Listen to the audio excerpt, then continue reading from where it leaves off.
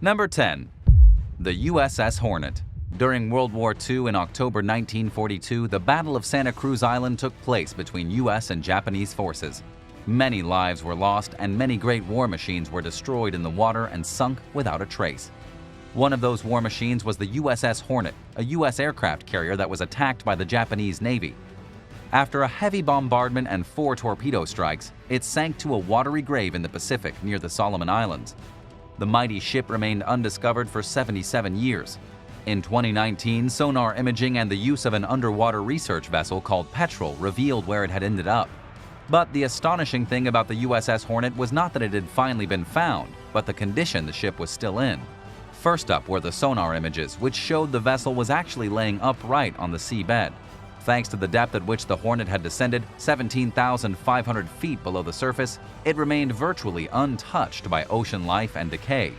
Images captured by the RV Petrel show intact wiring on the vessel's anti-aircraft guns and an aircraft tug that's neatly parked on its deck as if nothing had happened.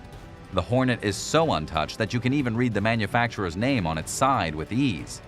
Although deep underwater, the USS Hornet gives us an amazing insight into the valiant efforts of the U.S. Navy during the Battle of Santa Cruz Island and more. Number 9. The vehicles of Lake Como. Lake Como in Italy is a playground for the super rich. It has historical villas, picturesque views, and isn't too far from skiing spots in the Alps. But the most surprising thing this location has to offer isn't the chance to see a celebrity, but what lies underneath its waters. This 1,394 feet deep lake is an underwater museum. Not only is it home to freshwater marine life, secret underwater tunnels and caves, but you can find all sorts of sunken vehicles from historical moments. It has everything from wooden gondolas to a big steamer named the Plinio, which was built at the start of the 20th century. Lake Como even serves as an automotive museum, since you can find many rare and classic cars and mopeds submerged here, such as a Piaggio moped, a Mini, a Fiat 124 sports car, and even a Land Cruiser. You can even spot a truck with 2 red motorbikes strapped to the back parked neatly by the lake bed. Some of the most interesting things under the waves come from the assortment of items and vehicles from World War II. For example, near the Lecco province is an Italian tank that is slowly being covered by the mud and silt on the lake floor, with all of its guns, ammunition, and cannons still intact. There are also many seaplanes that were purposefully sunk by a nearby aeronautical club near the end of the war, and it's even reported that a motorboat belonging to the fascist dictator Benito Mussolini is here too. The vehicles aren't the only reminder of World War II in Lake Como, since the German forces used it as a dumping ground for many of their weapons and equipment during their hasty retreat at the end of the war. Number 8. The passenger jet in the Red Sea. Although most of the vehicles in this video are underwater thanks to a crash or an accident, the Lockheed Martin L-1011 TriStar passenger plane in the Red Sea was actually meant to have its final resting place at the bottom of the waves. The plane is truly a sight to behold, with its massive silhouette on the seabed. Using one of the side doors, any diver that's brave enough can make their way through the plane and explore the cockpit of this sunken giant. But why is it even down there? After serving its purpose as a passenger jet from the 80s through the early 2000s, the Lockheed Martin plane was left to deteriorate on land at King Hussein International Airport until it was moved from this spot in 2019 as part of a project to help not only tourism in the area, but also to provide a home for marine life. The plane is now doing its job well. Not only do tourists flock to the Gulf of Aqaba in Jordan for diving, but the sea creatures love it too. The wreckage is home to species of coral and schools of fish. Scuba divers have even reported octopi hunting and feeding near the cockpit. Number 7. The 1850s steam trains. Almost 40 years ago in 1985, a diver named Paul Hepler was scanning the ocean floor off the coast of New Jersey when his equipment detected something big was nearby. He went to check it out and could not believe what he saw. His magnetometer led him straight to the site of 2 steam locomotives laying in the bottom of the water. They were encrusted in barnacles and other marine life, but were otherwise easily recognizable. Smaller than regular trains, further studies revealed they were both Model 222T type trains. They were mainly used in train yards, but with no sign of any other vehicles or a shipwreck nearby, how did they get there? The thing is, no one really knows the answer to this question, since there's no record of 2 trains getting lost in the area. Some people have theories that maybe they were being transported by ship and slipped off the deck in poor weather conditions. Either that or they were deliberately pushed off of the ship to stop it from sinking during a storm. You'd think someone would mention losing 2 massive pieces of cargo. 160 years after it's believed that they sank, the locomotives are still attracting visitors to this day. They're upright on the seabed, and some divers even think they look like they're racing each other side by side. Would you like to dive down and see for yourself? Tell us in the comments and hit subscribe while you're at it. Number 6. The Steamboat Phoenix. Deep under Lake Champlain in Vermont lies one of the oldest steamboat wrecks in the world. Discovered using a remote-controlled underwater vehicle, Gray Lefebvre was able to use its camera to spot the wooden wheels poking up from the lake bed. Knowing this was an unusual find, he got in touch with an expert named Chris Sabick, who was able to analyze the footage and figure out that this was the wreck of the Phoenix, a steamboat with a long and interesting history.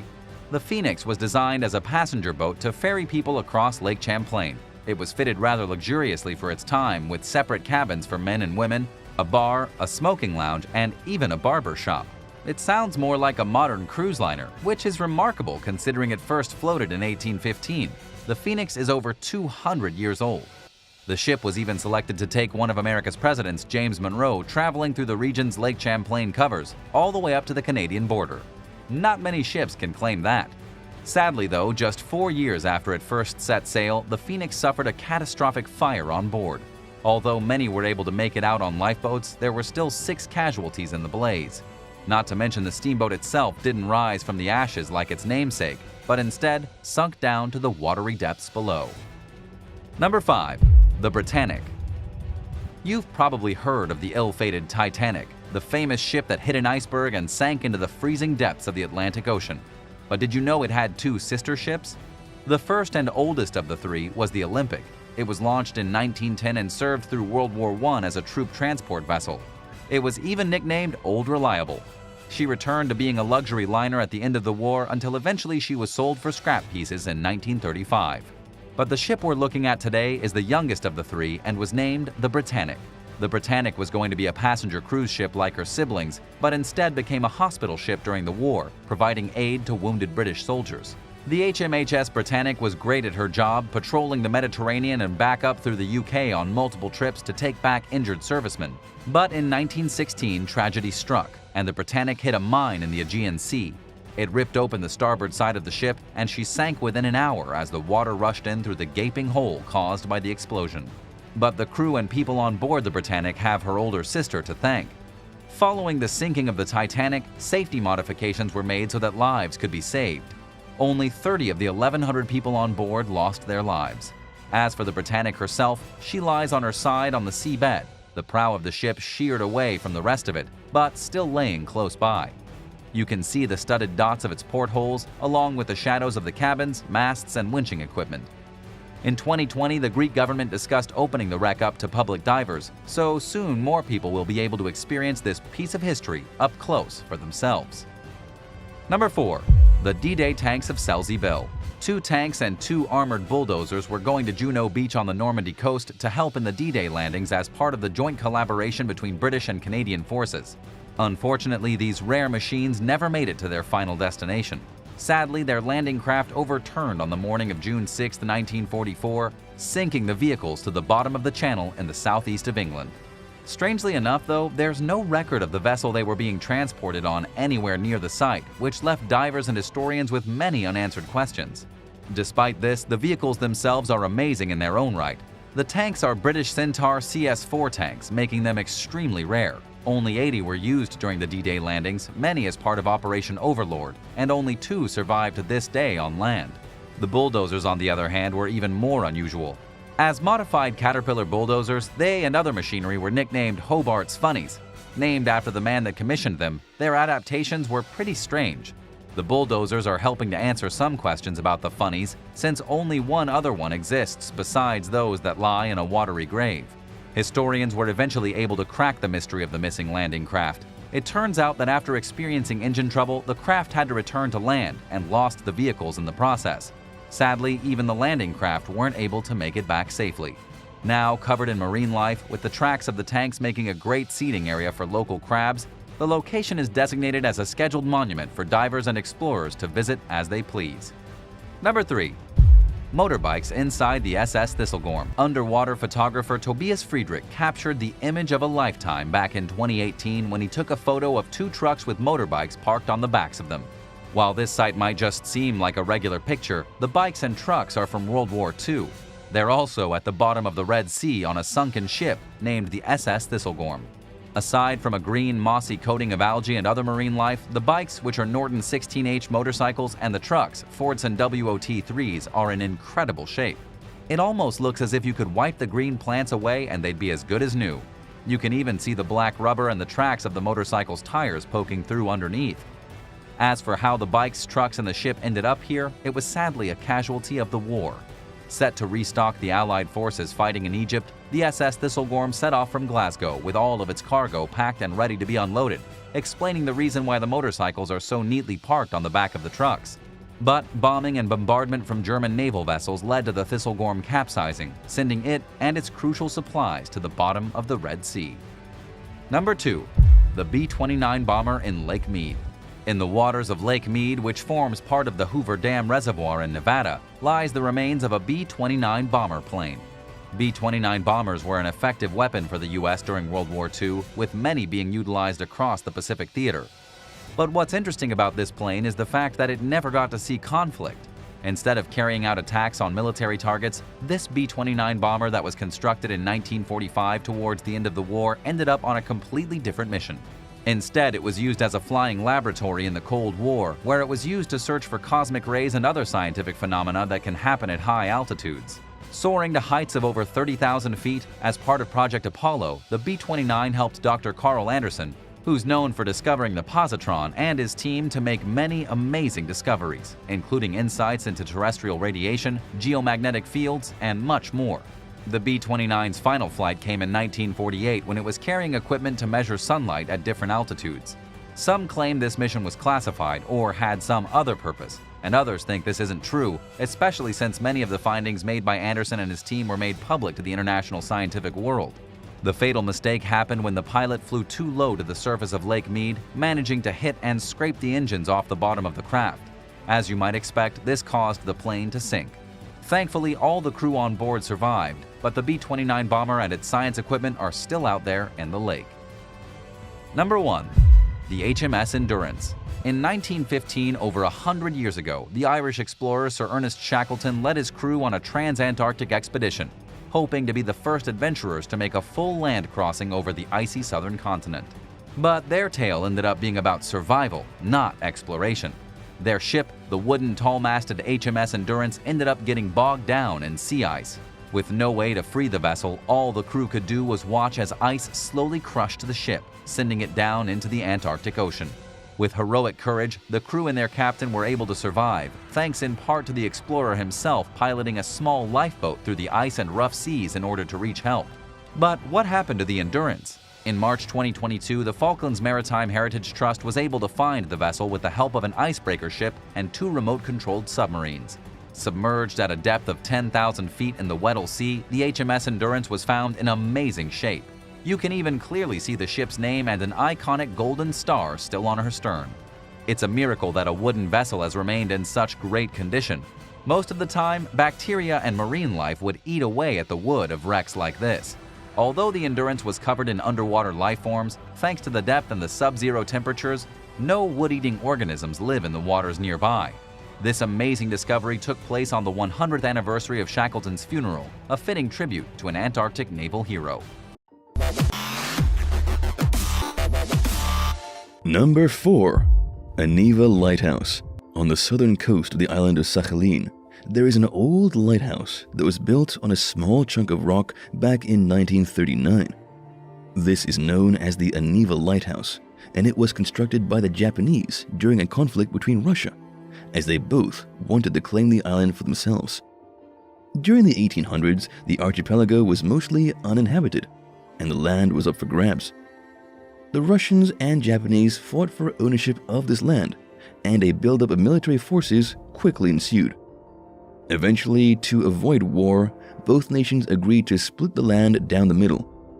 During this time, a string of lighthouses were built along the rocky coast of Sakhalin in order to signal the incoming troop carriers and merchant ships.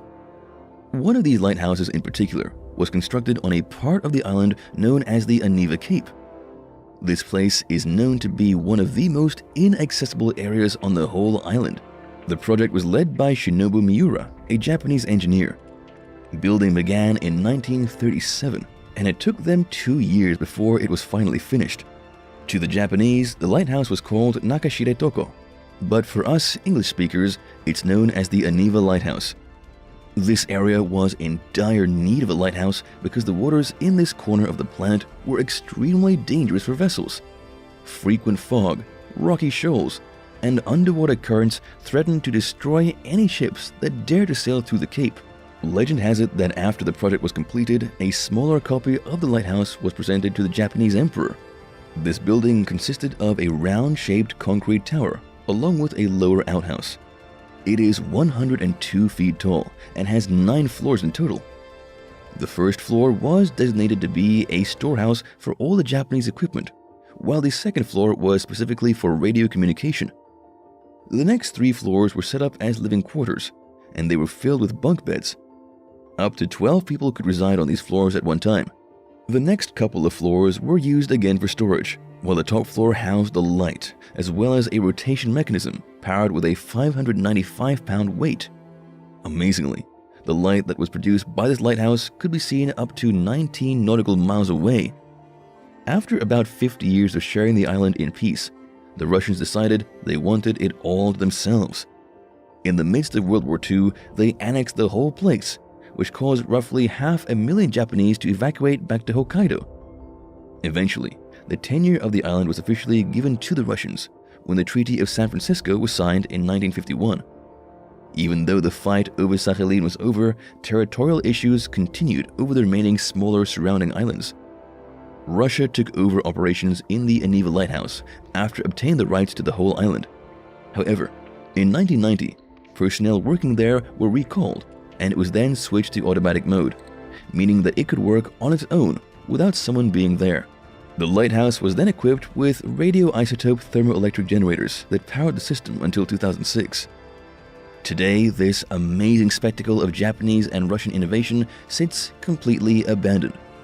The lighthouse is no longer in use, and although it is safe to visit, soon it may become quite dangerous. Parts of the tower have begun to deteriorate, and since the structure is made of concrete, some of the brickwork and metal doors have begun to rust. Regardless of the conditions of the lighthouse, it is still a popular tourist destination. Hordes of people still gather here for the breathtaking views, and many come for a rush of adrenaline. The structure is just a 2-hour boat ride from the island's nearest settlement, and in order to get to the base of the lighthouse, you'll have to climb a steep rock using ropes to approach it. Regardless of the struggles you may face to get there, a reward waits for those who dare to make the journey. Number 3. Rumu Prison. Rumu Prison was established in the late 1930s by the Soviet Union. However, surprisingly, the very first prison cell was not constructed until 1949. This amazing structure now sits in the middle of a lake with a depth of 20 to 33 feet, although it wasn't always this way. Interestingly, Estonia's most profitable natural resource is its limestone deposits. This is the main reason for the interesting location choice for the Soviet Union's prison, which sits right outside the community of Rumu. Inmates were the perfect candidates to perform the physical labor needed to extract the limestone from the quarry. In 1991, when Estonia regained its independence after the collapse of the USSR, the active water pumps and the quarry itself were abandoned. Because of this, groundwater began to flow into the structure. It filled a large hole and sent some of the buildings to an early watery grave. However, Mother Nature works in mysterious ways, and the stunningly blue water surrounding the white, ashy cliffs began to allow lush green vegetation to engulf the area. The location of the Rumu prison is now known as the Blue Lagoon, and it is a highly visited destination for tourists and locals alike. If you enjoy sunbathing, you can hang out on the shore, or even try to scale the steep cliffs that envelop the quarry. More adventurous folks can swim out to the ruins and dive off the highest point of the prison into the waves below, just like Pocahontas in the famous Disney movie. Scuba divers often visit the quarry to explore the half-submerged structure. With their oxygen tanks and flippers, they can dive down and see firsthand the natural underwater museum that the old prison has seemingly transformed into. Beneath the crystal water, you will find machinery, barbed wire, old mining equipment, brick walls, and even prison cells, which make for quite a unique and fascinating experience. However, if you do decide to visit Rumu Prison, take caution if you go diving. There have been multiple accidents that have resulted in death for many people. So many deaths, in fact, that it is rumored that the whole place will be completely closed soon. Jumping from the top of the prison sounds like a good time, but there is a lot of dangerous debris at the bottom of the water that could cause significant damage, like barbed wire and rusted metal. Some even go as far as to say that the place is haunted due to the sheer number of deaths that have occurred here. Would you rather explore the underwater ruins of a long-abandoned civilization or hike to the top of the mountain to see an incredible deserted castle? Let us know in the comments, and don't forget to subscribe. Number 2. Dome House. About 300 feet from the shore of Cape Romano Island, situated in the 10,000 islands of Collier County, Florida, you'll find the now abandoned Dome House. Most homes you see today are square or rectangular in shape, but the Dome House is, you guessed it, dome-shaped. It consists of 6 structures in total on top of long stilts that keep them elevated. The building was constructed in 1982 by Bob Lee, a retired independent oil producer. Interestingly, Lee owned the house twice. He sold it in 1992, then financed the sale and got the house back, just to sell it again. Lee spent a lot of time during the years of 1978 and 1979 purchasing land in the hopes of building the perfect vacation home. Once he found the ideal spot, he bought 4 plots of land adjacent to one another for his project. He began construction in 1980, and it started out as a concrete structure that was painted white. He eventually had to purchase a barge so he could transport supplies for the building. The house included 6 interconnected dome structures. Each dome made up the different rooms of the home, and some of them even had 2 stories. In total, the building was 2,400 square feet, and it featured 3 bathrooms and 3 bedrooms. Jane Maples, Lee's daughter, was interviewed by Florida Weekly, and she said that her father thought the corners of the rooms were wasted space. She continued, saying, "He thought the dome ceiling gave the feeling of openness." The dome house was built using concrete that was made using the sand on the island. The home was completely self-sustaining, and it was fixed with all the amenities that you would find in a luxury house. It uses solar panels in order to generate power for its modern kitchen, huge hot tub on the deck, and the satellite television. This structure was originally built on dry land, and the distance from the house to the Gulf was just a short walk away. However, over time, the natural elements have converted the domes into a home on the water. In 1992, Hurricane Andrew swept over South Florida and hit the unique structure. Some of the windows were broken, but much of the building remained intact. However, disaster struck once again in 2005 when Hurricane Wilma damaged the house further and also severely eroded the beach. The straw that broke the camel's back was the most recent natural disaster, Hurricane Irma. In 2017, the hurricane smashed into the building and consequently sunk 2 of the original 6 domes. The years went by and the shore continued to erode, turning the once pristine vacation home into an abandoned, partly submerged ruin of its former self. Now, the Dome House is a place where pelicans and seagulls come to relax from the long journeys. In 2016, the building was only 80 feet away from the shoreline. However, today it stands around 200 feet from the beach. Although it is just a mere shadow of its original glory, the place is still a highly frequented spot for thrill seekers and self-proclaimed explorers. The only way to get to the Dome House is by water travel, since there is no bridge to Cape Romano. Some opt for paddleboards or kayaks, but the most efficient way to get there is by boat, since it is a 5 to 7 mile journey from the shore. If this sounds like an interesting place you'd like to visit, you might want to act fast before another storm wipes out the remaining 4 domes. Number 1. Hashima Island. Off the coast of Nagasaki, Japan, is the long-abandoned Hashima Island. However, many know this place as Gunkanjima, which translates to Battleship Island. It's about 9 miles from the center of the Japanese city, and is only one of the 505 uninhabited islands that are known about in the Nagasaki prefecture. In total, it is only 16 acres, which doesn't seem as big as it looks from pictures of the island. This abandoned place is sadly a reminder of Japanese war crimes as it was a place of forced labor before and throughout the Second World War. The most prominent features on the island are the eerie, deserted concrete buildings. They have remained completely undisturbed by mankind, although Mother Nature has begun to reclaim the island it once owned. This place is also a symbol of the rapid industrialization of Japan. When it was first established in 1887, the island was well known for its abundant underwater coal mines. In 1890, Mitsubishi purchased the land, and the company then developed seawalls around the island so they could begin extracting the coal. This was Japan's first large undersea coal exploitation. In order to house all of the miners, a 7-floor apartment block was constructed in 1916, but due to the small size of the island, the living space for each person was only about 5 feet. This was the first giant reinforced concrete structure ever built by the Japanese. It was put together with sturdy concrete because that would help protect the building from typhoon damage that would likely destroy any other building material. Concrete was also used to create a hospital and a school for the growing community. At one point, the population rose to about 5,259 people, which was its peak in 1959. However, the island and its main purpose quickly declined as the coal reserves started to empty. It is also known that during the 1960s, petroleum became a lot more widely used, and it slowly started to replace coal mines all across the country and world. In 1974, all of the natural resources were completely depleted, and soon after, the mine was closed for good. Just a short time later, the mine was abandoned, and so too was the entire island, and the residents that once inhabited this place all left in search of a better life. This place has now been fully deserted for the last 3 decades. The history of Hashima Island is not simple at all, and it would be irresponsible to gloss over these facts.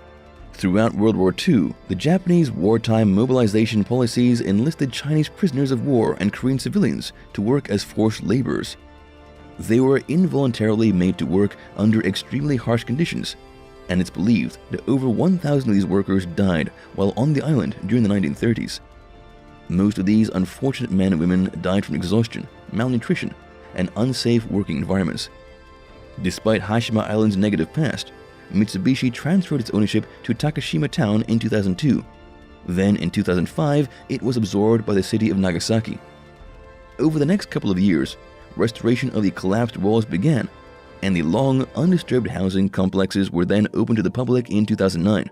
The island has since been adopted by UNESCO and has been on the World Heritage List since 2015. Number 5. Peruvian passenger plane.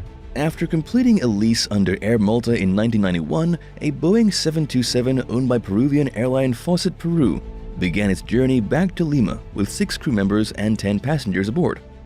It made the first 2 of its 5 planned fueling stops without incident.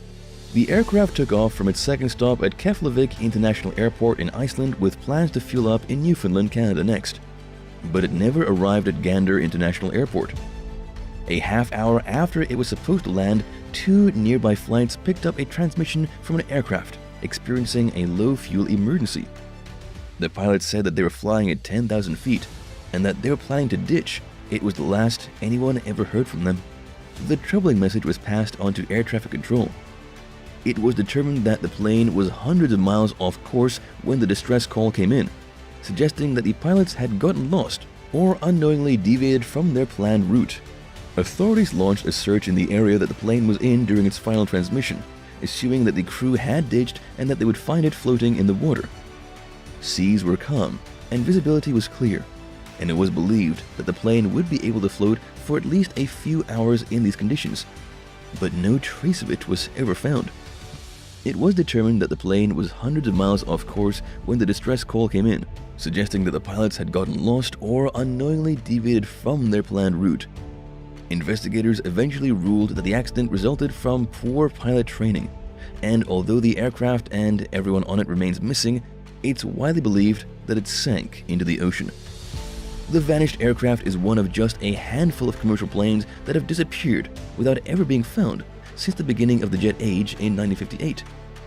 Most are eventually found, even if it takes a while to figure out where they are and what happened to them. Number 4. Stolen Boeing 727. On May 25, 2003, a decommissioned Boeing 727 began taxiing erratically down the runway at Quatro de Fevereiro Airport in Luanda, the capital of the East African nation of Angola. Its lights and transponder were off, and whoever was inside it had no communication with air traffic control. The aircraft took off without clearance and headed southwest over the Atlantic Ocean. Air traffic controllers tried to make contact with the plane, but received no response. It was never seen again. No debris was ever found, making it the largest aircraft to ever disappear without a trace. When the bizarre incident happened, the former American Airlines jet was in the process of being restored to flight readiness by Florida-based company Aerospace Sales and Leasing. It had sat at the airport for 14 months, accruing more than $4 million in unpaid fees. The work was being carried out by a certified flight engineer and aircraft mechanic named Ben Padilla. On the day it disappeared, Padilla was seen boarding the plane with a recently hired assistant named John Mutantu. The 727 wasn't designed for a 3-person flight crew. Mutantu wasn't the pilot, and Padilla only had a private pilot's license. He wasn't accustomed to flying commercial aircraft, yet the plane somehow departed the runway.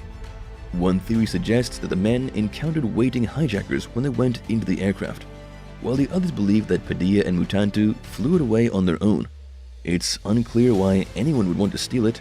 Retired U.S. Marine General Maston Robeson, who was stationed in the Horn of Africa when the incident happened, told Smithsonian Magazine that initial suspicions included the possibility that the owners wanted to commit insurance fraud, or that maybe someone wanted to make the 727 available to unsavory people. Leading up to the disappearance, there were numerous bad business deals, disgruntled unpaid workers, and other shady incidents surrounding the aircraft. Local violence was also on the rise. Intelligence officials worried that the plane may have been taken in a terrorist plot.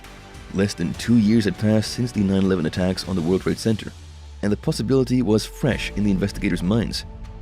It was enough to spark an FBI investigation, but these fears eventually faded, and in 2005, the agency closed its probe into the matter. Padilla's sister, Benita Padilla Kirkland, told the South Florida Sun-Sentinel in 2004 that her family worried that her brother was the one flying the plane when it took off, without explanation. They feared that he had crashed and was perhaps being held against his will. Aerospace Sales and Leasing President Maury Joseph agreed that this was plausible. Authorities, on the other hand, felt that Padilla's history of accounting fraud played a role in whatever happened. Realistically, the plane likely crashed into the ocean, but without evidence of what happened to it and why it was stolen, all anyone can do is speculate about its fate. Do you have any theories on what happened to this plane? Tell us in the comments, and hit subscribe while you're at it. Number 3. Malaysia Airlines Flight 370. On March 8, 2014, a Malaysia Airlines passenger plane vanished over the South China Sea just 38 minutes after taking off. The plane left from the Malaysian capital of Kuala Lumpur to Beijing with 227 passengers on board. The Boeing 777 had just reached a cruising altitude of 35,000 feet when all radio communication stopped and the plane dropped off the radar.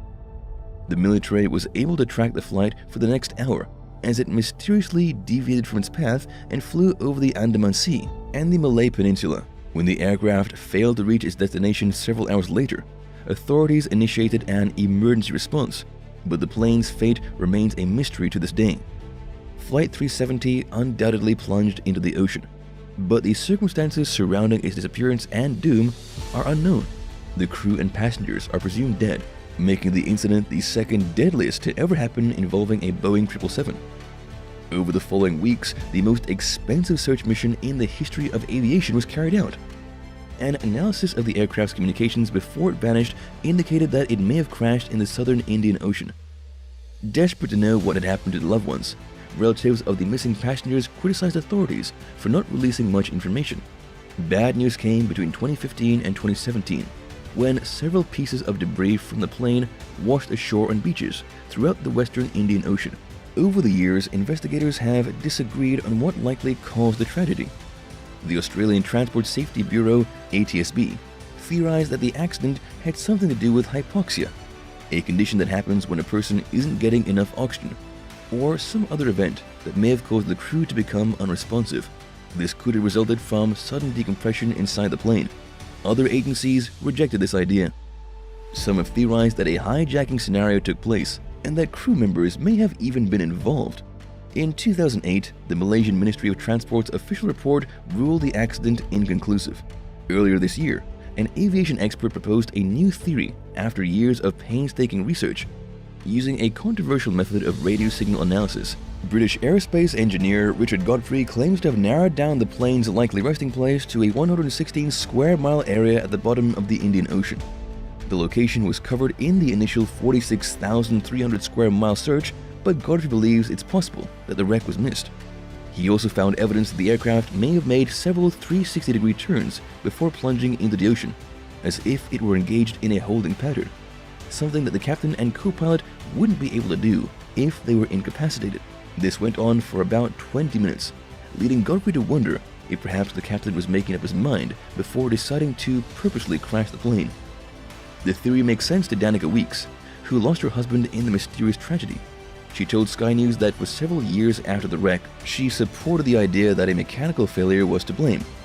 But after looking at the new evidence presented by Godfrey, she thinks it's possible, or perhaps even likely, that the disaster was deliberate. Speaking with 60 Minutes, ATSB Director of Operations Peter Foley said that the agency considers Godfrey to be a credible expert, but that his findings need more scrutiny. The ATSB admittedly lacks the resources to look into the new theory and has not opened a new investigation into the flight's disappearance. In a statement, the agency acknowledged the importance of finding answers for the loved ones of those who went missing, but that it's up to the Malaysian government to initiate any future searches. Number 2. Air France Flight 447. While traveling from Rio de Janeiro to Paris on June 1, 2009, with 228 passengers and crew members on board, an Airbus A330 disappeared in mid-flight. It became clear to air traffic controllers that something was wrong when they lost contact with the crew roughly 3 hours into the flight. Just minutes later, the plane dropped off the radar.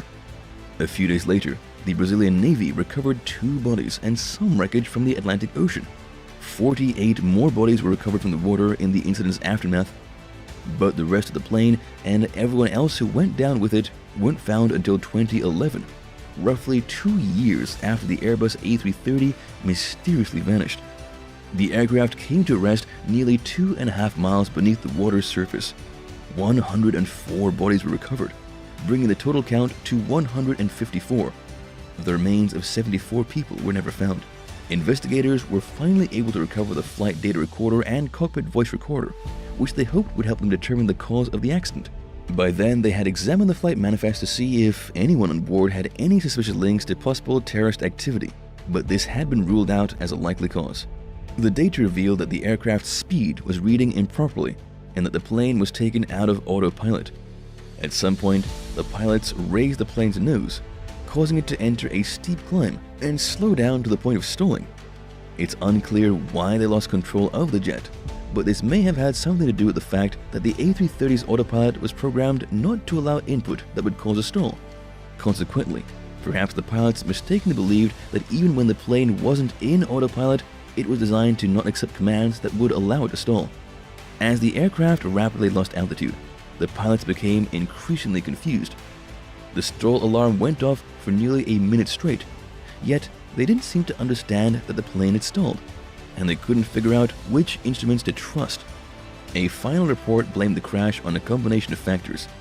The crew failed to follow the correct procedure in response to the inaccurate speed display, and they didn't realize that the aircraft had stalled and therefore couldn't respond properly. One of the reasons they didn't know about the stall is because they didn't understand the mechanisms that led up to it. By the time they realized something was wrong, so much had happened that it was more or less improbable for them to discern what the problem was and what caused it. It's unclear why the crew didn't seem to hear the stall alarm. The accident could have possibly been avoided if the crew had been better trained in manually operating the aircraft. It would have also helped if the pilots had managed their task-sharing abilities better. But they struggled because they were in an emotional state known as the startle effect. This is an unconscious response to an alarming situation or event, and the pilots apparently failed to realize that this was happening to them, so they couldn't manage it properly. Number 1. Flying Tiger Flight 739. In 1962, the US military chartered a Lockheed L-1049 Super Constellation propliner to carry 93 US Army Ranger specialists, 3 Vietnamese soldiers, and 11 civilians from Travis Air Force Base in California to Saigon. Known as Flight 739, it took off on March 14th under the Flying Tiger line with 4 planned refueling stops. The aircraft was delayed for minor engine maintenance during its first and second refueling stops in Honolulu and Wake Island. It arrived in Guam the next day and left less than 2 hours later with plans to refuel for a final time at Clark Air Base in the Philippines before continuing on to Vietnam. An hour and 20 minutes into the flight, the pilot sent out a routine communication with the plane's location coordinates. The flight should have arrived in the Philippines a little over an hour later, but it was never seen or heard from again. When it failed to arrive at its destination, authorities launched one of the biggest sea and air searches in the history of the Pacific. No distress signals were sent out before Flight 739 vanished. The air and sea were calm that day, and no trace of wreckage was ever found. Its fate remains a mystery to this day. Crew members aboard a tanker later reported witnessing what appeared to be an in-flight explosion the night the aircraft disappeared. They spent 6 hours searching the area, yet found no evidence of a wreck. Based on the crew's observations, the Civil Aeronautics Board speculated that the plane likely exploded in flight, but declined to make an official ruling due to the lack of physical evidence. If the plane did explode, it points towards the possibility that the aircraft was deliberately sabotaged in flight. Thanks for watching. If the plane you were a passenger in was going down and you had the option to use a parachute and jump out, would you be able to do it? Tell us in the comments below, and don't forget to subscribe. See you soon. Bye.